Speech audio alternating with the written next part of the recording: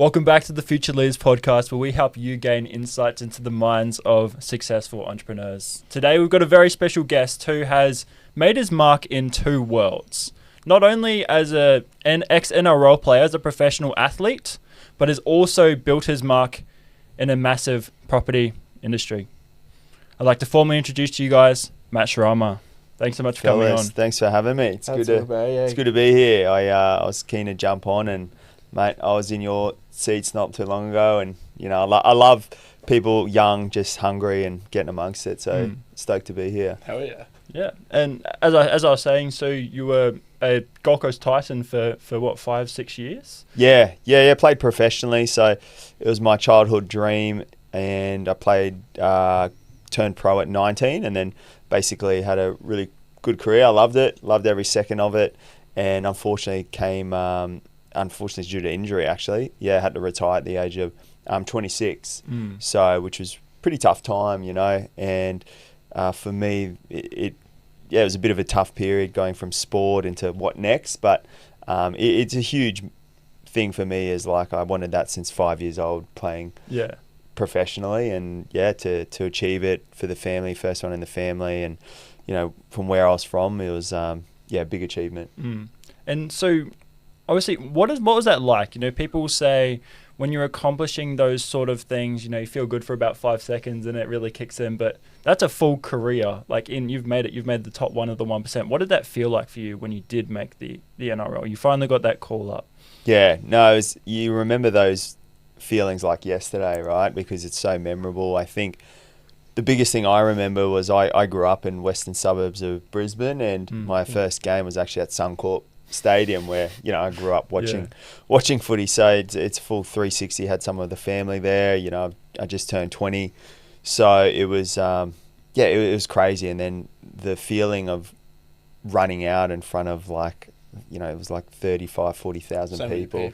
It's just like a bit of a crazy sort of buzz, where it felt like yesterday I was in the stands watching, and you're seeing all these people you watched on TV and Origin and everyday NRL, and then you're playing against them. It's a big pressure against the Broncos' first game. Yeah, well, funnily enough, it was against the Bulldogs.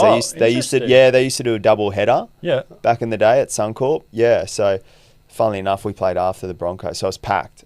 But mate, it was good. I loved it, and I do remember it was like yesterday. And when people ask me what happens when you debut and what's the feeling like, you get a feeling of all the times your parents took you to the footy training and stuff, all the coaches I had through school and through when I was 7, 8, 9, 10, and then all the mates I met along the way.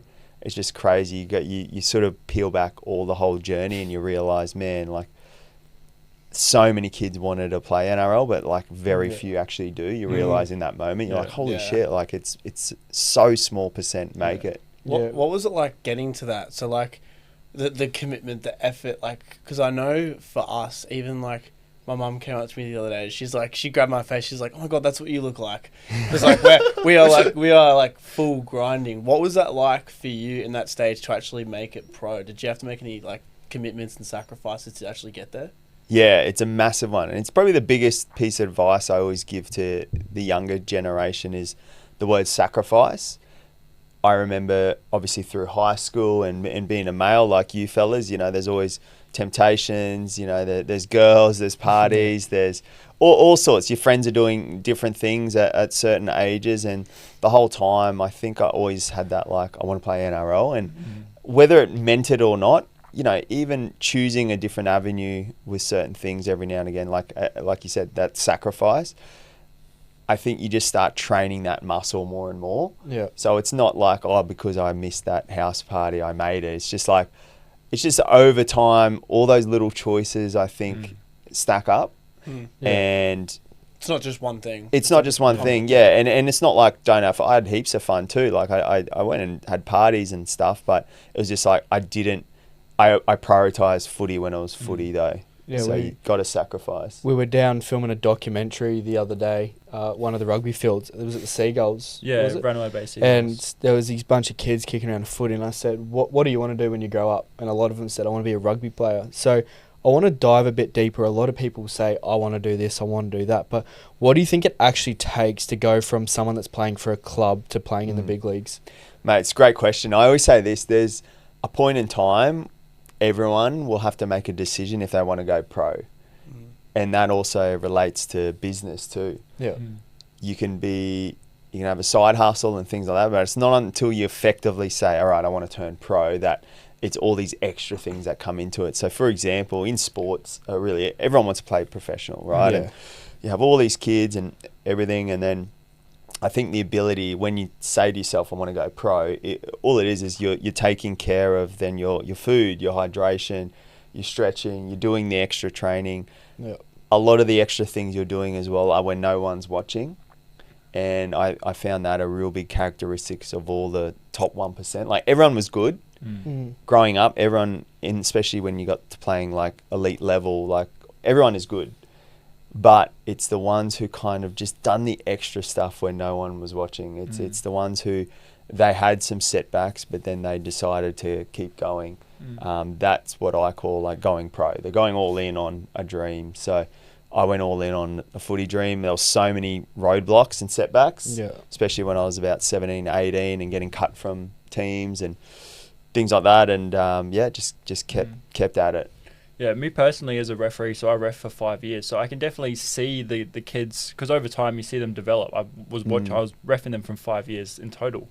So you can see it develop. You know the ones who are doing the hard yards, the ones who are doing the extra training, because you can just see they're that much further ahead. And they're not necessarily the star of the team in under 10s or 11s. Yeah. They literally just start killing it at 16s. They might hit a growth spurt. They might just have a full attitude shift. And it's purely hard work. Hard work will beat talent or your genetics every day of the week, unless you're Payne Haas or something. Well, he's a good example, right? It's like, I remember him in like Rabina, right? Like, he has got natural gifts, obviously, but I kid you not, that dude and his dad used to drive him so hard. Like, he used to do laps back and forwards. They say he's one of the fittest in the club as a front rower.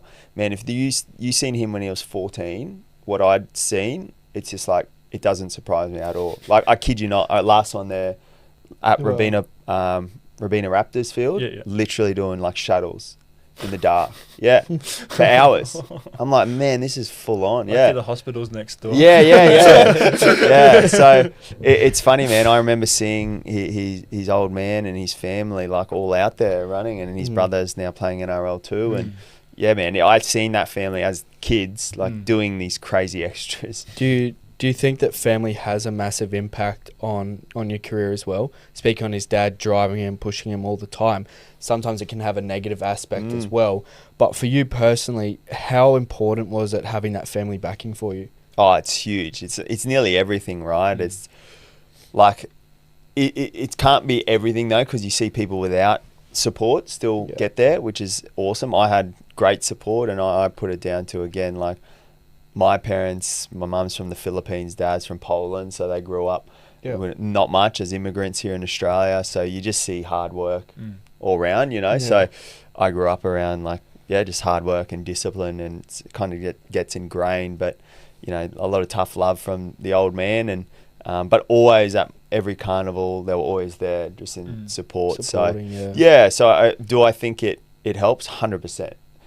Do I think you can't make it if you don't have support? No, I've seen people, you hear their story and you're like, wow. And it's that old saying, right? And it's always stuck with me. You know, you get two people, right? They could be from the same family, you know, and you know, one's in jail and one's a success, right? And they always say, well, how did he end up in jail? And they speak to him and he says, if you knew my upbringing, you'd understand why I'm here. And then he asks the successor one, same growing up, how'd you get to where you are? Same thing. If you knew my upbringing, you'd realise why I'm here. So I think it comes down to the individual at the end of the day. Yes, it's an unfair advantage if you got the support and everything in finances and looked after, but man, I've seen people make it work. I think it's also like who you surround yourself with too, because that's like one thing we really idolise in our community. Like, just some of the 5 people you surround yourself with. You know, you might find that the people that person A was surrounding themselves with was completely different to the person B was surrounding themselves with. Well, it comes down to the why Definitely. path at the end of the day, right? It's like at some point in your life, whether you're 13, 14, 21 or 40, there's a moment in life where you've got to go, okay, which path am I going to take? And for some of these young boys, they've gone down the wrong path, and it comes to the moment where it's like, okay, I want to get my energy and take it out on something. So they go into sport, and it's like, all right, where's the path now? Do I go down the path that's going to take me to a good future, or do I go down that path that could lead to jail and Definitely. shopping? So I think hats off to a lot of the NRL clubs, because I think they've been able to turn a lot of the boys' lives around as well. Yeah, for sure. And yeah, who you surround yourself with is a big one. What was it like transitioning towards, in the property game? So you got into, was it a retirement via injury? So what made you be like, okay, I need to come up with something? Is it purely like just bills need to be paid, or like what was your drive for that? Yeah, mate, good question. I tell you, it was a bit of a funny sliding doors moment, to be honest. At the back end of my career, I was getting injured a lot, and I remember I was in Burleigh Q scan, getting a wait in the waiting room, like waiting for my knee scan or whatever it was. And there was a property magazine like on the desk there, and I didn't have my phone or anything on, so I'm like, all right, yeah. So I was like, oh, I'll read this, and it was all around how people are buying property not to live in but to invest in. So, mate, I took it home. I always have the laugh, like it still had the Q scan sticker, and I feel bad about that. I took it, but I was just so immersed in it. And then I went to the newsagent and bought like so many of these property magazines and just immersed myself in it. Hey, and I bought my first property quite young at 21, and then after reading those magazines, I started reading about, oh wow, you can buy property that leverages your net wealth by investing into it and renting it out and stuff like that. So I went down this rabbit hole of property investment and then, just sort of scaled a property portfolio from there. And then obviously I bought a few properties when I was playing. How many do you have now? I got 16 all up now. 16. That's insane. Yeah. But in my 20s, first thing, again, sacrifice. Instead of blowing all my money, I just saved for that first house. And that was at 21. 23. Sorry, 23. So, and it's time. It's just like that one property changed the course of my life. And what I noticed was when I retired, that was kind of my interest. Yeah. And that's literally how it all came about. Is there much support?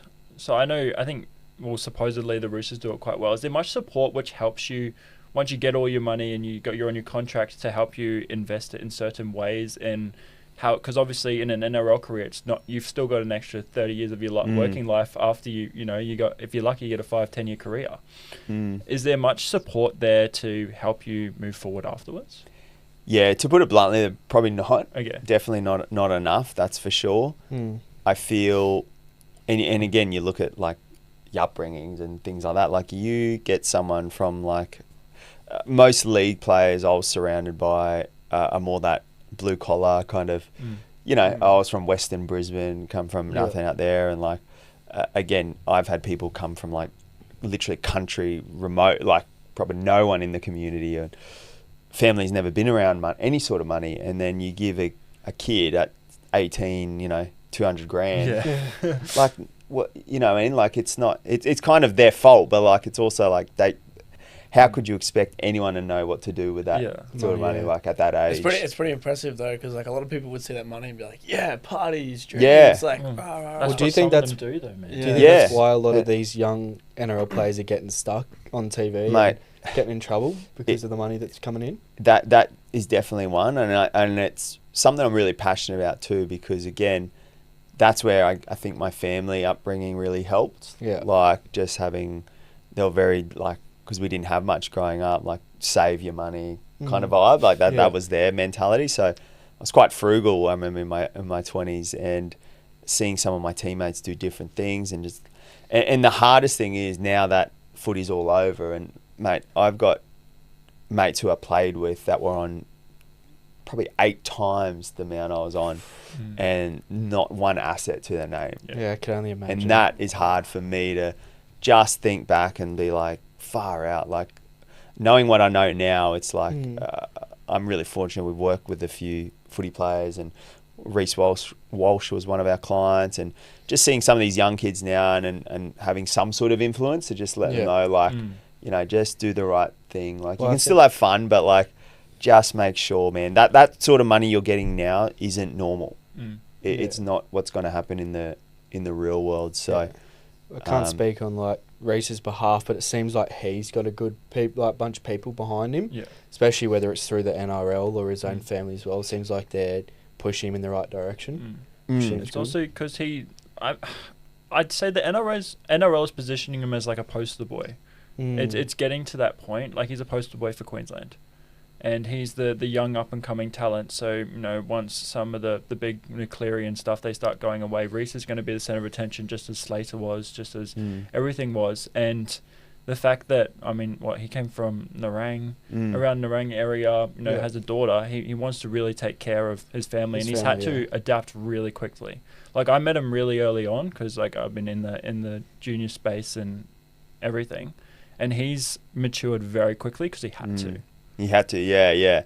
And everyone makes mistakes, right? And at the end of the day, he's still a young kid. He's still a young boy. Like, he's our age. Crazy. He's young, and when you talk to him and when he was a client of ours, you just sort of, you get that reminder, like, man, it's a boy, like, you know, and like it's just crazy. So you're right, like, he has to mature up quick. He's got good family support around him, good managers, and lots of people in his corner. But at the end of that, everyone makes mistakes, right? And that's the big thing. If there's any like young person listening to this and, you know, in the early 20s, and they start bringing in money into their life, whether that's through business, sport, whatever it is, I just always say, like, the more you can do in your 20s in terms of reinvestment, whether that's into assets, yourself, or something productive, you feel it in your 30s. I mean, I've just gone into my early 30s now, 34, and it's just insane. You don't feel anything in your 20s, but all the fruit, all the seeds that were planted in your 20s, you start to actually taste it a bit in your 30s. You don't taste it in your 20s. Yeah. That's interesting. It's probably my biggest advice is that just don't expect, because the stuff I see a lot online too is that you plant and you eat quickly as well in your 20s. I think that's risky. I think there are things out there, 100%. You hear people just like, but overall, I think a lot of the demographic I've noticed with the 20s now, they want to plant a seed and then water it, and why is it not growing, and get frustrated, versus just trust the course, plant it, water it, and I'm telling the fruit, if you can wait till at least the 30s, because when you get to your 30s, and this is funny, everyone used to say this to me when I was your age, it's like, man, I'm young. You realise I'm young now.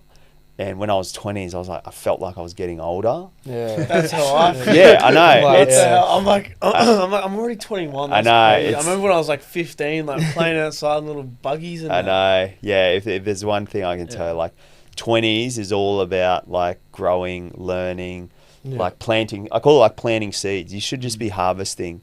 It's actually a good saying. I'm going to carry it on. Planting the seeds. Honestly, man, it's don't see the ones who are eating the fruit at like 20s. Like, some of it is not what it seems as well. That's what I was about to say. It's all a perception. A lot is not what it seems, and I can tell you right now from working with a lot of people on the coast, that working with finance brokers, like, we see the back end P&Ls and everything. Like, it's not what you think.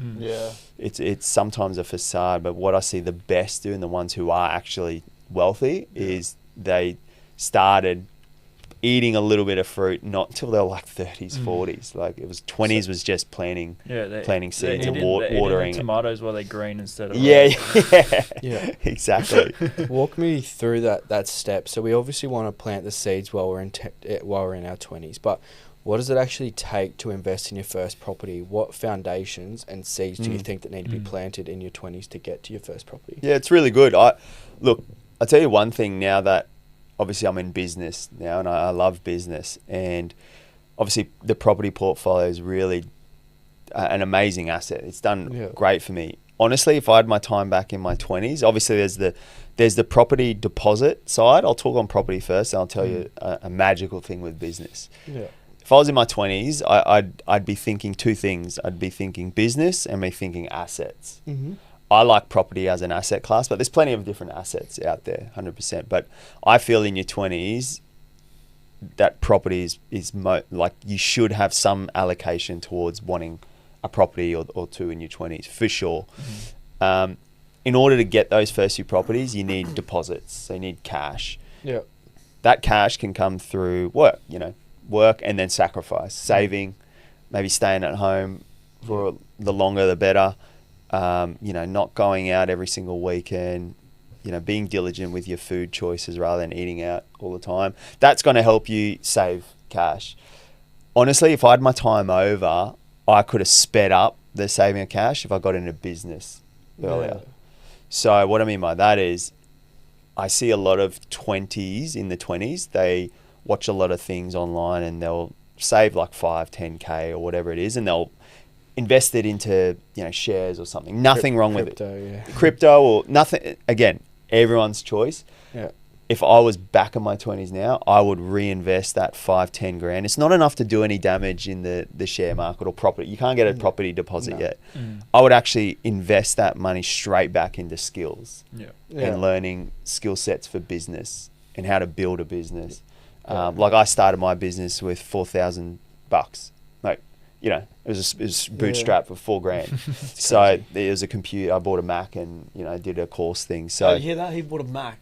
Not a Windows. Not a Microsoft. Whatever you call Well, it. yeah, that's the thing that I've been told early on. There was a point where I had quite a substantial amount of money, and it was like the first time I looked at my bank account was like, whoa, I'm doing well. I'm putting stuff away. And then I kind of turned to the circle around me. I was like, well, what now? Like, what do I do with it? And the first thing that come up was, don't invest it in crypto. Don't invest in stocks. Go back and reinvest in your knowledge and your skills, because it'll tenfold in the next 10 years. Definitely. So yeah, went and obviously did my styling courses and all that stuff. And now the position I'm in now doesn't even have a monetary value to the point what I spent back then. So I totally agree with what you're saying there, and I think it's a massive point to kind of keep passing on, is reinvest back in yourself, and then it'll like tenfold as you keep going. Definitely. And that house deposit will actually come quicker because the cash you can make potentially on the side, you may still have a full-time job, but if you're learning the art of business, learning the art of producing a product or service that people need and want, and they'll pay for it, man, and then learning how to market it, learning how to build leadership skills, learning how, you'll surpass a lot of kids in the 20s, but then just reinvesting that money into business. Then the next phase I say is like, you've got the business base, but then it's like, I see also this happen too. The next phase is you're earning stacks in business.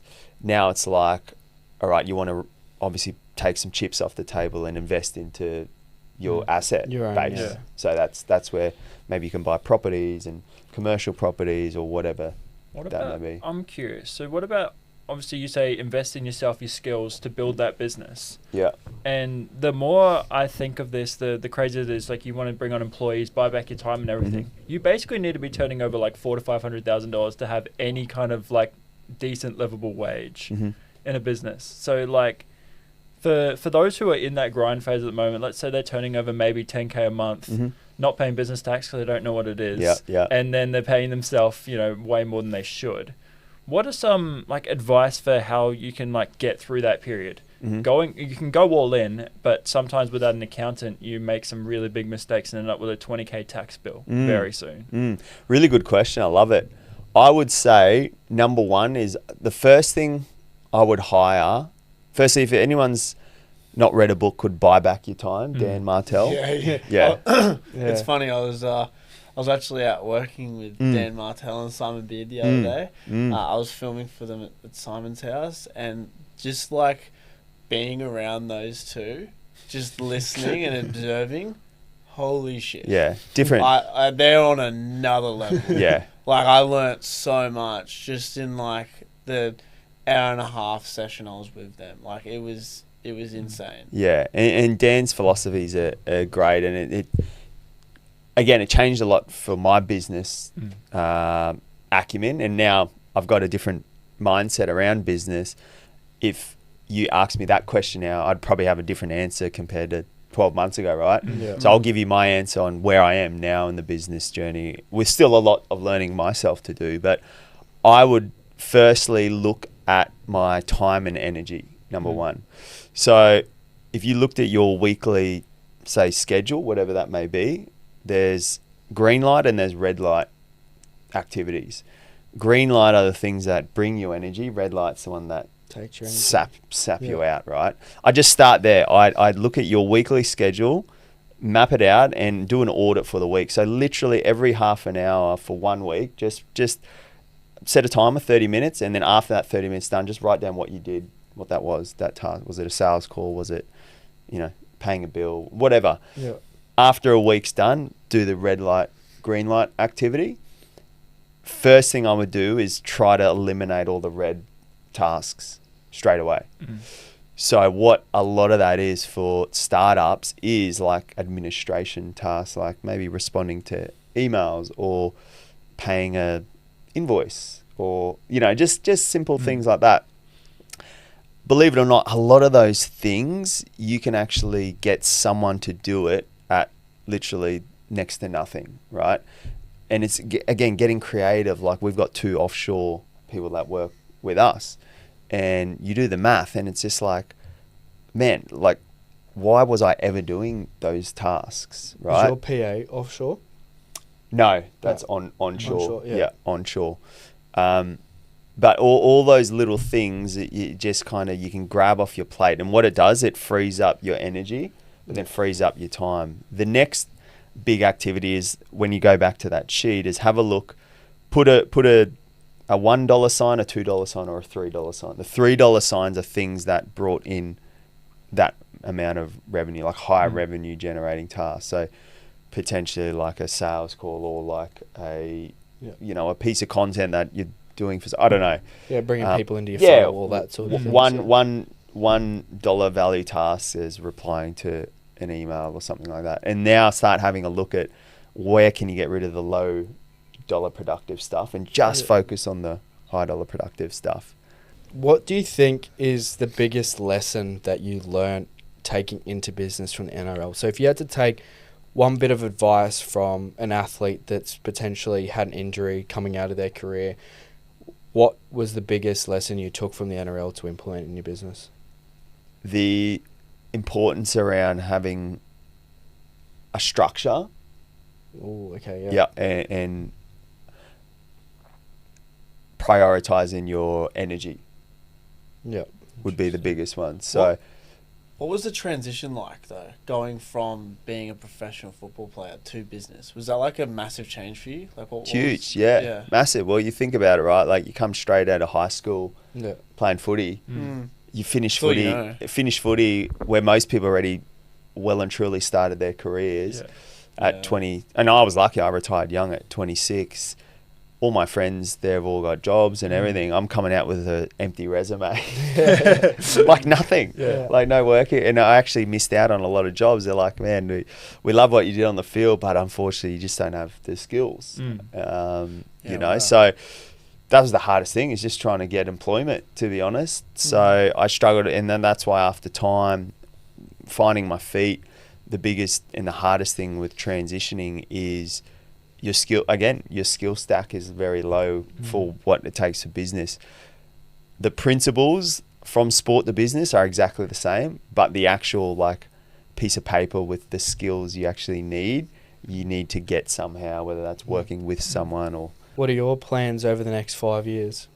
Over the next 5 years, I think number one is obviously the business is doing great, but I want to scale that to a point. But I think the biggest thing I'm really working on in the background is kind of shifting the way that not only business is done when property's bought, but can you do it on a scalable way? Like at the moment, we're doing great things on the Gold Coast, but my mind always thinks on, okay, how could this scale nationwide without any more exertion of effort? So it's getting smarter with leveraging the energy I have in a week. And thinking creatively around that. So that's a big one for business, is just thinking, I've got a few ideas on changing the whole industry in the buyer's agency space. And what That's does a big what does one. that look like for you, as in like scaling? Like, what does that look like? How do you think you're going to take that step and implement that? Yeah, I think a huge one is I really like similar to like the licensing model. Yeah. So what I mean is I've got so many great systems, processes, structures, like, you know, a lot of filmed content. I do a lot of leadership training with the team and coaching. I love coaching. Like when I talk my green light, it's doing content stuff and coaching the team. Like that's a lot of my favorite stuff. Is there a way that I could then take all that IP from up here and help more people around Australia? You know, that's what I mean is more, we could nearly inject that behind a lot of other businesses nationwide. Because that's another thing that we're looking to do, you know, in the next 6 to 12 months is to start scaling and spread our Future Leaders movement nationwide. So start targeting Sydney and Melbourne and what that looks like. Do you have any potential advice, or is it something that you're still figuring out in regard to how you even like look at approaching that? Are there certain people you need to talk to, like cultures to, because they're different, even though it's in the same country, there's different culture changes that you need to adjust for when you're doing that. Definitely. I think the biggest one, like looking from outside in, and that's why I love business, because it's very transferable no matter what business it is. And I think for you guys, very similar, like you're in the kind of learning information space, right? And you're providing a heap of value. Then it's like, how do you impact more people at scale, right? And what I think it could be is the ability to kind of systemize, optimize everything you're kind of building and into so it's nearly like a turnkey Sydney, or you know, you can just kind of unlock, and that's what we're kind of building to give you relatability, is like, get all your IP and all your systems and processes. The events should have a system and process behind it, like everything mapped out, and then you can literally take that like as packaged, and then you find the right person in other areas that could potentially deliver, or you could deliver at scale, and then have people supporting all the operations behind it, right? It's really validating to actually hear you saying about like systems and processes, and because that's that's something that we have been like focusing so big on lately, like documenting everything. Awesome. Focusing on how can we, you know, make this so that we can actually do that. And it's actually been like quite time consuming, but we know that once we have these foundations and we have these systems in process, the rest will just come seamlessly. So we're at a phase now where it's like we are looking at potentially getting an employee or a PA, because we're so busy with our own businesses, and this is a big company in itself now, the position we've got it to. So it's like, all right, what does an employee need from the get-go to make sure that they can nail everything on the head? And I think that's where it does come down to the systems and processes. Because now I have systems and processes within like Kaiko Media, which also does the content for Forge. I've got 2 offshore editors as well. So I run that through Telegram. They're out in like Macedonia. But I have filmed videos teaching them how I want them to edit, so I can mold them into a mini me, basically. Now I'm getting to the stage where I'm like, cool, I now need someone in-house. I need help with filming the content, running the podcasts, even editing or writing documents and systems. And the best part is all these videos that I've recorded are hard assets. I can just send them to my new videographer and editor and just say, hey, this is how I want you to edit. And the grunt work is already done. And that's the best part that I've realized, is really taking like, it might be like an extra 5% now to focus in like getting all those systems and documentation sorted, but you'll save yourself like 100% in the future. And it's one thing that I've like really had to kind of realize, but it's been like huge. There's this concept that's always stuck with me. It's called ROTI, return on time invested. Oh yeah. So that can be calculate. Everyone talks on, you know, ROAS and ROI and things like that. So ROTI, that's where it's at. So if you're thinking of applying a process within your business, think what's the ROTI on this? Yeah, I like that. My dad has one that I say all the time: poor people pay twice. Yeah. It's the exact same thing when it comes to what you just said. Like if you do it right the first time, then you don't have to worry about it. If you do it poorly the first time, then you're going to have to do it twice over in the future. I think it goes both ways, and I really love that. Yeah, definitely. Because if you're filming, you know, in a great like Loom, and Loom's a very great one if no one's used Loom. That's an easy screen share on the Mac's great. Like, just start recording what you're doing, and that's what I say is like ROTI. Just start.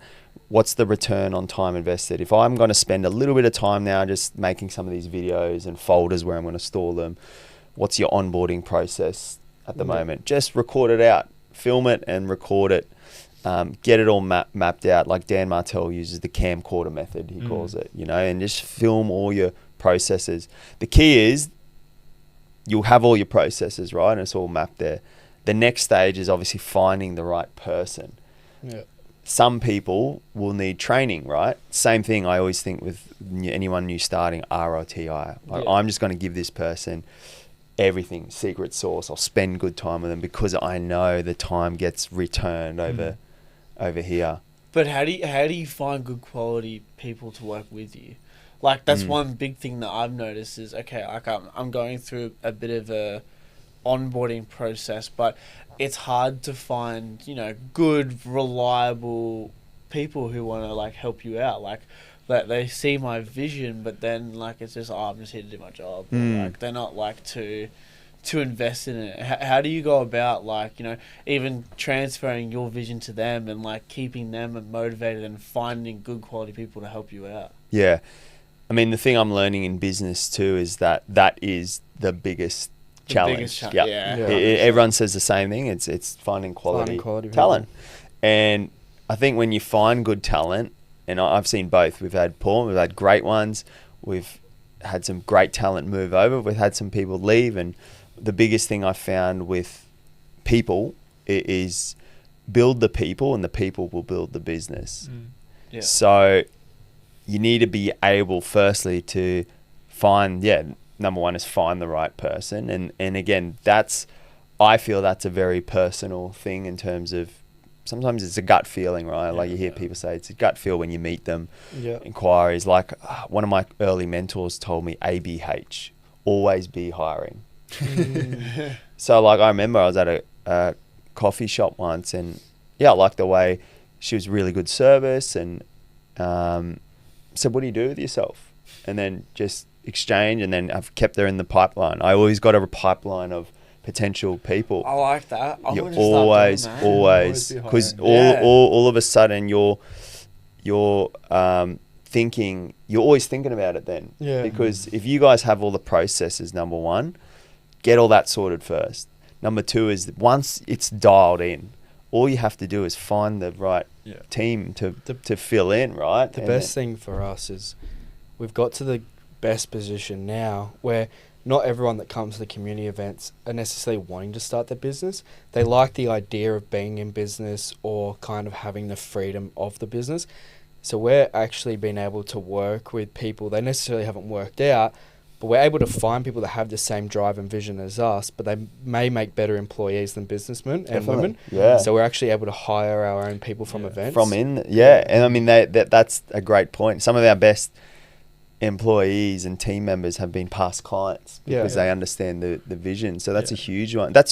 Actually, now I'm thinking, that's a massive low-hanging fruit for you guys, is your actual events and people who want to get a part of it, for sure. If you've got the processes there, and if you've got the ABH mentality, everyone you're speaking to, if you like their energy and they're getting along, the rest is easy. Hire for the soul, train for the role. I like it. And so true, man. And when you find the right person, just look after them too. One thing I found is reward well, pay well, because the cost to, when you lose someone, the cost to get someone new, and I'm telling you, man, just look after the good people. So how does that, what does that look like? So like, as in, like, are you going to do quarterly reviews? Okay, hey, we're going to increase your pay, or, you know, at the end of the year we're going to give you a bonus, or like how do you keep your employees like, oh yeah, sick, I want to stay?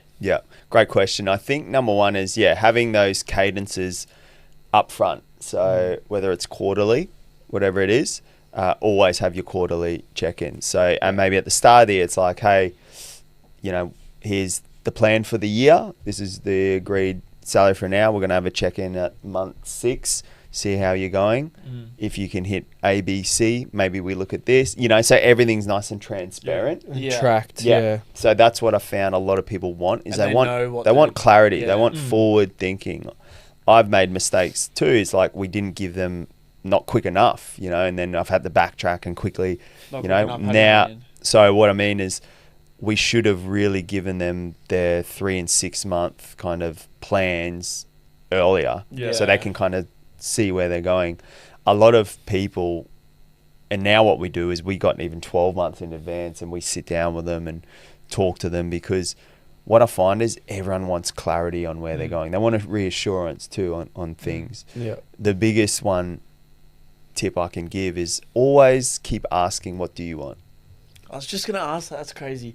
Like how are you tracking? Like, what do you want out of the next 12 months? Yeah, like let's say I was an employee of your company and I was like, oh, you know, I'm looking at getting my first house. Is that something you're like, okay, here, if you work with us, you know, we are gonna get you your first house in the next 12 months. It's great. Yeah. So I put it into 2 buckets. There's personal and there's professional. Yeah, Yeah. And I think it's important to know both. yeah, So like, I was to ask you, like, what do you, like, you've done great, give them some acknowledgement and areas of improvement, but then, hey, for the next 12 months professionally, like, where do you see yourself? If we were sitting here in the same seat 12 months from now, where would you want to be? And they might say, I'd love to have a team of 3 people. I'd love to be doing this amount of GCI, like gross commission income. I'd love to be this. I say, awesome. Well, let's map that out, what that could look like. yeah. Have you had someone say, I'm going to take your job yet? Where do Where do you want to be in your seat? I'd love that. Yeah. I would love that. Yeah. That's the end Yeah. goal, right? You want to be able to, you can live off the equities and you can have someone run the business for Yeah, you. So you yeah, can focus. man. I can't yeah. tell you how many times I've done that. I've been to interviews and like, where do you want to be? And I'm like, in your seat. Yeah. Oh man, I'd love that. Yeah, I'd be they either straight take it on that. really well or they're like, Yeah, that can really, go yeah. one of 2 ways. and it's like Man. most of the time they take it pretty well because people want to do themselves out of a job. Oh, man. It's gonna make them an asset. Pretty much, I'm an asset for them. Definitely. At the end of the day. Yeah, 100%. So yeah, you always just got to understand what they want, and then if they achieve that, where does that impact you personally? Yeah. I think is one people forget, because everyone's got different motives on why they're doing their job and business and things like that. And the last thing I'll say with people's expectation is, don't assume everyone wants just money. There's always other things. Yeah. And what I found is a really good exercise I always did, when I find someone leave another company, Yeah. and they're good people, I jump on the phone straight away and I give them a buzz and I say, hey, why'd you leave? And I've done this for the last sort of 2 years with a lot of people in the industry. And the key things always come up. It's, I didn't feel like I was growing. I didn't feel like there was enough, like, there was literally like there was a ceiling on me. The glass ceiling. And then there was like bickering, like culturally, I just didn't like it was nothing about money.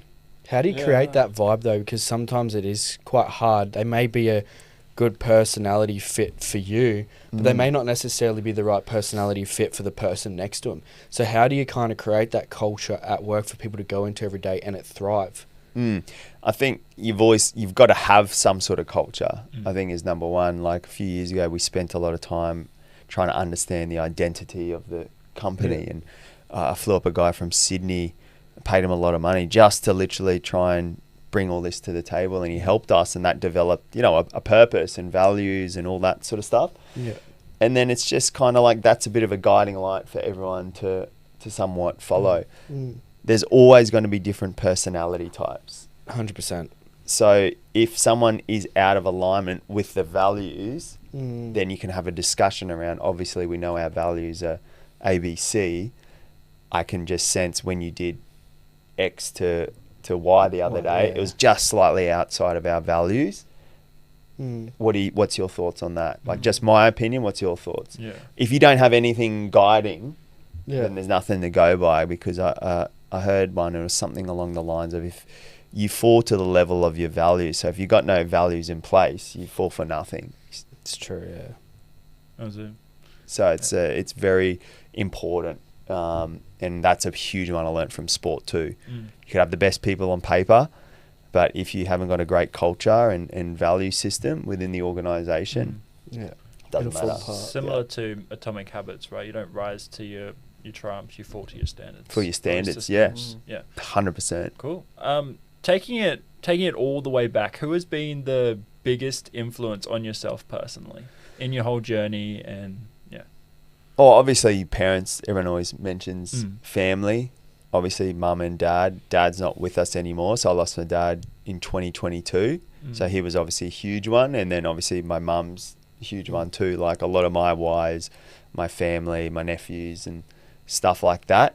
And that's why I literally do what I do and build the properties, and so I can live a rich life. That's not financially rich, but more so Your definition. Yeah, of my success. definition of rich. So they're definitely from just personally, but then from a professional sense, I think I've had some key ones change the trajectory for me, and I think sometimes they don't even have to be people you've met. Yeah. So I remember early days, I was going through a tough period in my 20s, and I got really into self-development and just listening to a lot of the big names like Tony Robbins, Robin Sharma was a big one. I just used to listen to them a lot, and they changed my whole perspective on things. And then when I dived into business, I think people like Dan Martell was a huge one, and also like Jack Delosa is another one in Australia that I really look up Jack to. Delosa? I've never heard of him. So he runs a company called The Entourage. Oh yes, Yeah. you mentioned So Before, yeah. I feel he's one of the best Aussie entrepreneurs out there. Just the way he communicates, his vision, just his whole philosophies, I really align to. So he's definitely a good one to look up, especially being Aussie too. How old is he? He'd be early 30s, I'd say. Yeah. He's pretty young cat, yeah. Well, we're going to wrap it up there, but I've got one last question. Who would you like to see on the podcast? On the potty, Dan Martell. Yeah. Get him in. Surely your CEO can get him Oh, on. we'll Yeah. see. He's actually just been in Hawaii doing a full training thing. Oh, last week. I knew a few people Turtle at that Bay. too. Yeah, Yeah, it's awesome. there you go. I'd love to It know was a is- couples retreat. which Oh, was is that what it was? interesting. Yeah. Gotcha. Where can people find you Yeah. on social media? Oh, what is it? Matt_Srama, SRAMA. You'll see me there, and flick a message. And anyone from your community too, if they send me a DM, I'll promise I'll get back. I love, as I said, I get stacks of people always messaging me, but I love like young, hungry who are actually wanting to learn That's and amazing. grow. Yeah. Thank you. Yeah, very man. I'm much. all. Or if they're from your community, mention it, and I'll make sure I send you a personalized message back. Sounds good. Awesome. All right. Well, Matt, thanks so much for coming on board. The insights here have been incredible. Matt Srama, everybody. Yeah. Thanks, lads.